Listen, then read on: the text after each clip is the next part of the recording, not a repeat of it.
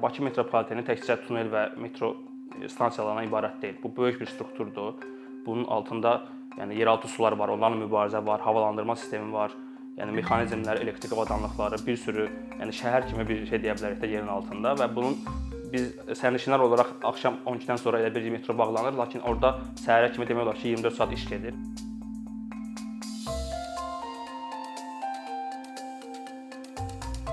Gün ərzində hərəkət edərkən insanların qarşılaşdığı demək olar ki, hər bir şey onların həyatına təsir edir. Bunu biz hiss etməsək də bilavasitə, lakin dolayı yollarla hiss edə bilərik davranışlarımızda və yaxud da gündəlik hərəkətlərimizdə. Və şəhər ərazisində hərəkət edən bir insana ən çox təsir edən şeylərdən biri də infrastrukturdur. Bakı şəhərində əsasən infrastrukturun 4 növündən, nəqliyyat infrastrukturundan söhbət gedir əlbəttə ki, 4 növündən istifadə olunur. Bunlar metro, şəhər ətrafı elektrik qatarı, avtobuslar və taksilərdir. Bunların arasında ən bahalı nəqliyyat növü sayılan, yəni başa gələn nəqliyyat növü metro sayılır. Metronun Bakı şəhərində önəmi çox böyükdür. Sərnişin daşımanın 30%-ni öz üzərinə götürən bir strukturdur metro. Və ən böyük problemlərdən biri bugün qarşılaşdığımız metro sıxlıqdır. Bildiyimiz kimi 28 may əsasən stansiyasında bu baş verir və hətta qatara birinci dəfədən, ikinci dəfədən belə minmək olmur. Çünki insan çox olur. Bu hal heç metro işçilərinin özlərinə də əslində qane etmir və problemlər yarada bilər gələcəkdə. Bu sıxlığın səbəbi var.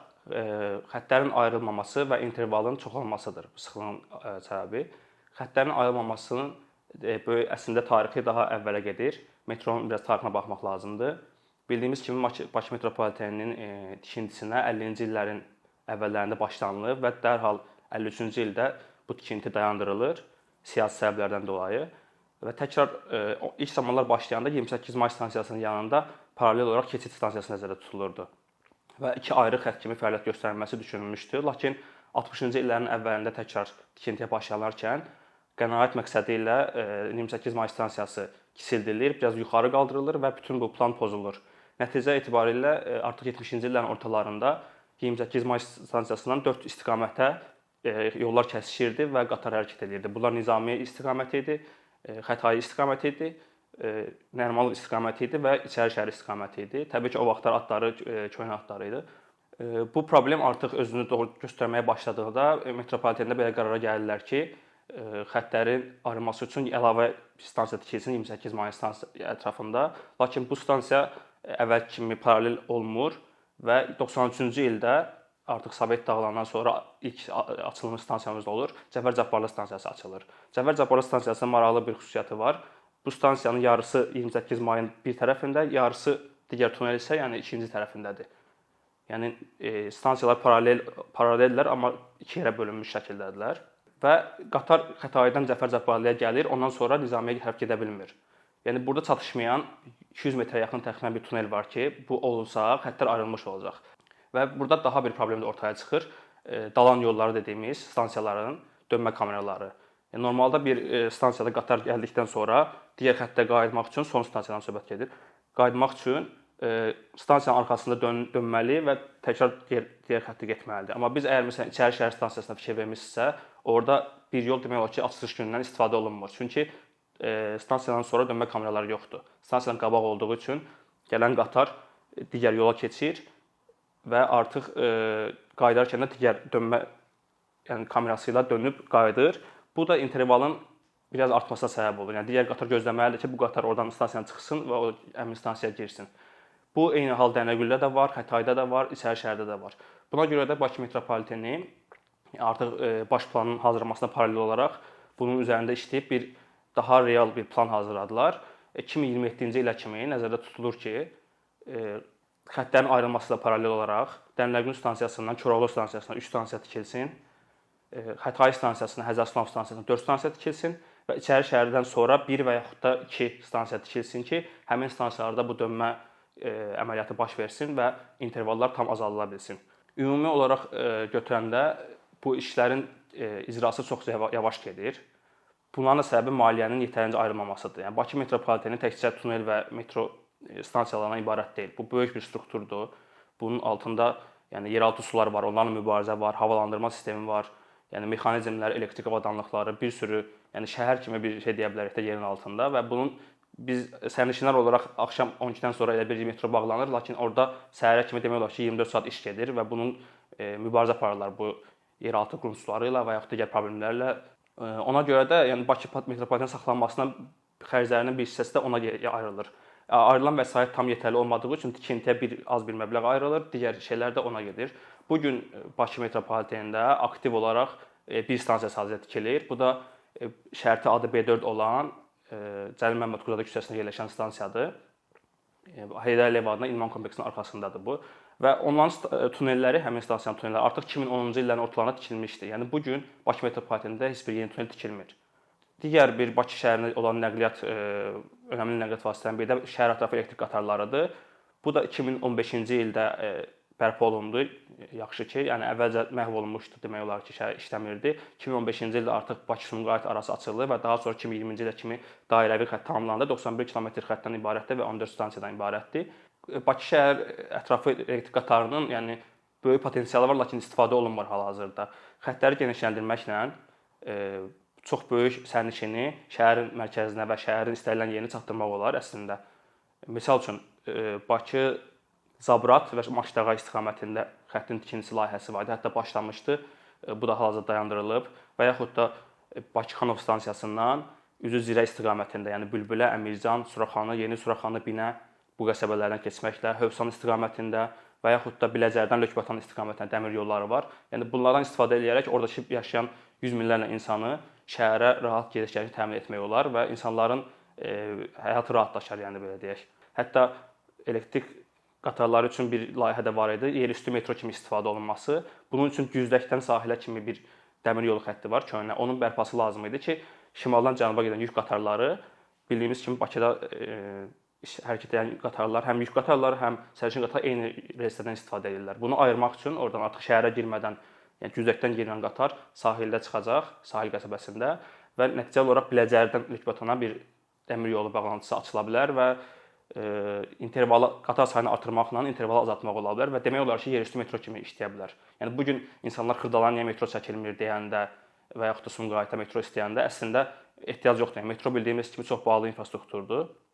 Bir kilometrin hardasa 200 milyon manata başa gəlir, 200 milyon avroya başa gəlir. Yəni bahalı bir infrastrukturdur. Əgər burada mövcud dəmir yolu varsa, bunu bu şəkildə daha az investisiya etməklə həyata keçirmək olar. Yəni ümumiyyətlə son dövrdə, son 10 ildə deyək, bir müşahidə edən bir şəxs kimi deyirəm bunu. Yəni ölkədə bəzi layihələrin başladığını və lakin daha sonra atıldığını, yarımçıq qaldığını görürük və gecikmələr gətirib çıxardığını görürük. Məsəl üçün Bakı metropoliteninin özünün 2006-cı ildə bildiyimiz kimi ölkəyə neft gəlirlər gəldikdən sonra aktiv şəkildə tikintisi başlanıldı. Hətta 4 illə 3 stansiya təhvili verildi. Sonra avtovağzal və memari cəmi xətti açıldı, 3-cü bənövşəyi xətt açıldı. Lakin bundan sonra sanki bir durğunluq yarandı. 2014-cü, 2015-ci ildən sonra bir durğunluq yarandı və konseptual inkişaf sxemindəki nəzərdə tutulan işləri artıq axsamağa başladı. Halbuki 2013-cü ildə Bakı metropolitenində 8-9 tikinti fərqli sahəsi var idi və aktiv işlər gedirdi. Yəni Xətraydan sonrakı stansiyanın da artıq tikintisinə bir hissəsinə başlanmışdı. Xəzər Sınavdan Günəşli tunellərinin 1 kilometr çəkilmişdi. Bənövşəyi xəttinin tikintisi gedirdi, depoların tikintisi gedirdi. Lakin bir durğunluq yarandı. Eyni şəkildə şəhər ətrafı elektrik qatarında da 2015-dən 2020-ci ilə kimi aktiv işlər getdi. Lakin 2020-ci ildən xüsusilə sonra artıq demək olar ki, Bakı şəhəri ərazisində, Abşeron ərazisində heç bir yeni tikinti və infrastruktur dəmir yoluna bağlı qurulmur. Son 2 ildə Qarabağda bildiyimiz kimi böyük infrastruktur işləri həyata keçirməyə başlayıb. İl ərzində Azərbaycan büdcəsindən 2 milyard, 2.5 milyarda yaxın vəsait ayrılır Qarabağa. Əlbəttə ki, bu önəmlidir. Yəni bu gün bizim qarşımızda duran ən böyük məsələlərdən biri də ora əhalinin məcburi köçkünlərin qaytarılmasıdır, köçürülməsidir. Lakin Qarabağda infrastruktur işləri həyata keçirilir deyə Bakını da unutmaq olmaz. Çünki Bakı, yəni insan olaraq baxsaq, həmişə əhalinin ən çox yaşadığı şəhərlərdən biri olacaq Azərbaycanda və gələcək bir 50 ildə də bəlkə belə görsənir. Yəni bu gün Qarabağda tikilən şəhərlərin əhalisinə baxsaq, məsələn Ağdam şəhəri 100 min nəfəri nəzərdə tutulub, Füzuli şəhəri 50 min nəfəri nəzərdə tutulub, digər şəhərlər 20 min, 10 min. Yəni kəndlərlə bir yerdə toplasaq, gələcəkdə bir 20 il ərzində bəlkə də Qarabağa 500 minə, 600 minə yaxın insan köçürüləcək. Lakin bu yenə də Bakı şəhərində insanlar daha çox olacaq və iş mərkəzi kimi Bakı daha aktiv olacaq. Buradakı milyonlarla insanın, yəni gün ərzində hərəkət edən yüz minlərlə insanın rahatlığını da unutmamaq lazımdır. İnvestisiyalar dedikdə çox insan yəni biraz qorxur, böyük investisiya tələb olub düşünür. Bəli, məsəl üçün metro nəqliyyatı bahalı bir infrastrukturdur. Yəni toplam bu işlərin hardasa görülməsi üçün 2.5 milyard manata ehtiyacı var və 5-6 il ərzində. Yəni belə baxanda çox göstərir, lakin biz 1 il ərzində təkcə 2.5 milyard manatı Qarabağa ayıra bilirik. Yəni Azərbaycan bunu bu gün bacaracaq gücdədir. Bizim yerli mütəxəssislərimiz də var. Yəni hər şeyimiz var. Sadəcə dediyim kimi yetərli maliyyə ayrılsa, stabil şəkildə və məsəl üçün il ərzində 300-400 milyon manat metroya tikintisinə ayrılsa və ciddi nəzarət olunsa, biz 5 il sonra, 6 il sonra yaxşı nəticələr əldə edə bilərik və demək olar ki, bu çətinliklərdən qurtularıq. Ən azından məsəl üçün Koroğludan Dənilərgül metro stansiyasına 3 dənə stansiyası tikilib başa çatdırılsa, insanlar artıq Koroğludan gəlib 28 maydan keçərək mikrorayonlara getməzlər. Ümumiyyətlə Bakı şəhərinin ərazisinə baxanda iki fərqli şəhər kimi demək olar. Çünki ortada sənaye bölgəsi var. Şərq tərəfdə bir yaşayış məntəqələri var, qərb tərəfdə bir yaşayış məntəqələri var və insanlar pik vaxtlarında səhərlər mərkəz biri olduğu üçün oradan mərkəzə gəlirlər və axşamlar da oradan mərkəzdən evlərinə qayıdırlar yatmağa. Yəni hərəkət şərqdən qərbə daha çoxdur Bakıda, nəinki digər istiqamətlərdə. Yəni həmişə də belə, uzun müddət belə olacaq, alt mərkəzlər yaradılmayana qədər. Bu alt mərkəzlər məsələsi də baş planda hamısı nəzərdə alınıb, qeyd olunub və baş planın özünün də təsdiqlənməsi gecikir. Baş planda 2020-2040-cı illər arası işlər nəzərdə tutulursa da, artıq 2023-cü ildə və hələ də plan təsdiqlənməyib. Yəni 3 il biz buradan itirmişik. Bunun səbəblərini mən bilmirəm nəyə görə olur, lakin bu böyük fəsadları gətirib çıxarır və bu gün metroya müraciət etdikdə ki, niyə bu işlər görülmür, dəmir yollarına müraciət etdikdə niyə bu işlər görülmür, hər kəs həmin baş plana istinad gətirir və baş planın təsdiqlənməsini gözlədiklərini bildirirlər. Yəni bunlar hamısı bir-birinə bağlantılıdır. Əslində nəqliyyata kompleks şəkildə yanaşmaq lazımdır. Yəni birini həll edək, digərini unutmaq olmaz. Hamısı bir-birinə ortaq işləyir. Və daha bir problem də bizim nəqliyyatımızda inteqrasiyanın zəif olmasıdır. Məsəl üçün dəmir yolu stansiyaları ətrafında avtobus şəbəkəsi yaxşı qurulmadığı üçün insanlar çox vaxt bir manatlıq taksilərə üz tuturlar.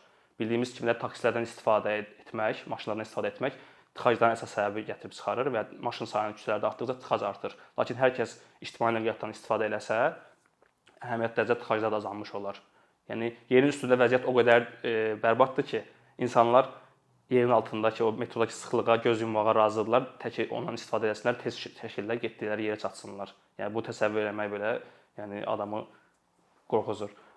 Baş planın yəni artıq təsdiqlənməsi bu problemlərin böyük hissəsinin həll olunmasına gətirib çıxaracaq. Ümumiyyətlə ictimai nəqliyyat strateji bir sahədir şəhər üçün və ictimai araşdırmalar, beynəlxalq institutların bu araşdırması göstərir ki, ictimai nəqliyyata qoyulan hər bir yatırım şəhər iqtisadiyyatına 4 qat artıq geri dönür. Yəni biz ictimai nəqliyyata kommersiya məqsədli baxa bilmərik. İctimai nəqliyyat heç vaxt gəlir gətirmir. Lakin ona pul investisiya yatırmaqla insanların yaşayış şəraiti dəyişir. İnsanların rahatlığı təmin olunur ki, bu da bir şəhər iqtisadiyyatının ümumi qazancı kimi qəbul olunur. Ona görə də ictimai nəqliyyatı unutmaq lazımdır və daimi yatırım etməklə yaxşılaşdırmaq lazımdır. Yəni biz bunu bacaracaq potensialdayıq və gücdəyik.